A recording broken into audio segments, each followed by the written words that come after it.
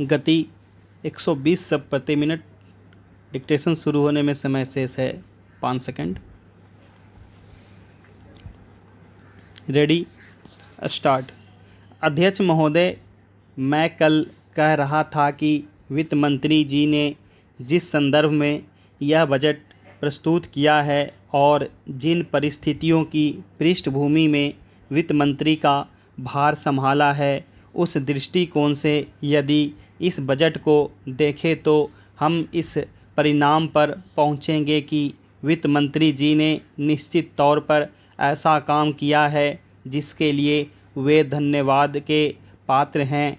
उन्होंने देश की अर्थव्यवस्था को सुधारने के भार को लेकर उसमें सफलता प्राप्त करके देश की बिगड़ती हुई आर्थिक दशा को सुधारा।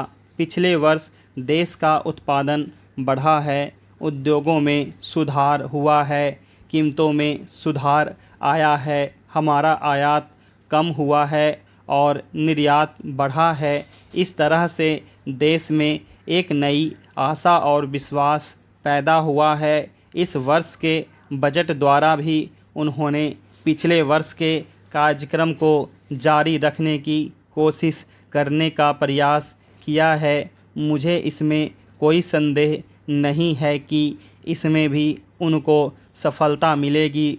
उन्होंने देश के आयात निर्यात के बारे में जो कदम उठाए हैं, उनसे निश्चय ही हमारे विदेशी व्यापार का संतुलन सुधरेगा, यह निश्चय के साथ कहा जा सकता है। मैं वित्त मंत्री के लक्ष्यों व कर नीति का आमतौर पर स्वागत करता हूं।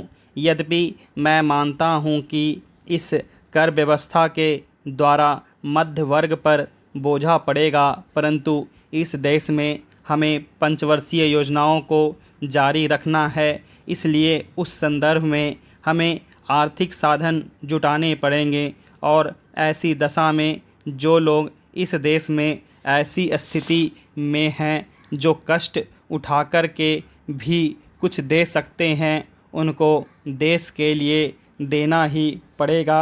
इसलिए वित्त मंत्री जी के इन कदमों का भी मैं स्वागत करता हूं, परंतु साथ ही साथ मैं नम्रतापूर्वक यह अवश्य कहना चाहता हूं कि वित्त मंत्री महोदय ने किसानों पर जो भी नए कर लगाए हैं, उनके ऊपर वे फिर सोचें।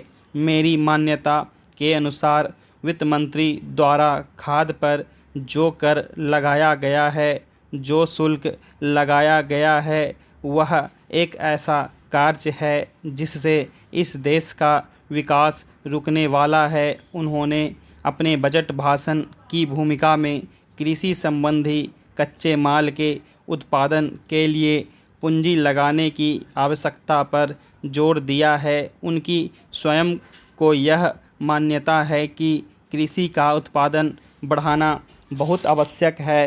अध्यक्ष महोदय, उसके लिए सब कुछ करना है तो फिर कृषि उत्पादन का जो मूल आधार है, उस खाद और पानी की जो व्यवस्था है, जब उस पर ही कर लगाया जाता है तो मेरे मन में आता है कि कहीं वित्त मंत्री महोदय अपनी ही बात को अपने ही सिद्धांतों के द्वारा तो काट नहीं रहे हैं। मैं कहना चाहता हूं कि हमारे देश में अभी भी चौथाई भूमि से ज़्यादा सिंचित भूमि नहीं है। इस देश की जितनी कृषि योग्य भूमि है, उसका चौथाई से भी कम हिस्सा ऐसा है जो सिंचित भूमि के नाम से पुकारा जा सकता है। मेरी राय में अब समय आ गया है जबकि पिछले 2-3 वर्षों की नीति पर फिर विचार किया जाए और एक मात्रा में घाटे के बजट का सहारा लेकर ही सही आर्थिक तथा सामाजिक विकास योजनाओं की गति को बहुत बढ़ा दिया जाए। इस मामले में मैं समझती हूँ कि तुरंत कार्यवाही होनी चाहिए ताकि आज जनसाधारण में जो असंतोष उभर रहा है वह हानिकर दिशाओं में न चलने पाए। आज के राजनीतिक वातावरण की दृष्टि से भी मैं कहना चाहती हूँ कि विकास की गति को बढ़ाने की आवश्यकता सर्वोपरि है। जहाँ तक कि नए बजट के अंतर्गत कर नीति का संबंध है, अच्छा होता यदि मिट्टी के तेल जैसी वस्तुओं पर अतिरिक्त कर न लगाया जाता। मेरी राय में इस प्रकार के करों से बचना ही उचित है, परंतु वस्तु स्थिति कुछ ऐसी लगती है कि प्रायः गरीबों पर करों का भार लादे बिना सरकार की गाड़ी आगे बढ़ ही नहीं सकती। एक नया कर जिसे पहली बार वित्त मंत्री ने लगाने की ठानी है, वह कृषि संपत्ति संबंधी कर है। अब से पहले कुछ राज्यों में कृषि संबंधी आयकर लगाया गया था, परंतु उसके प्रशासन तथा वसूली आदि में इतनी कठिनाइयाँ आई कि राज्य सरकारों को अपनी नीति बदलनी पड़ी।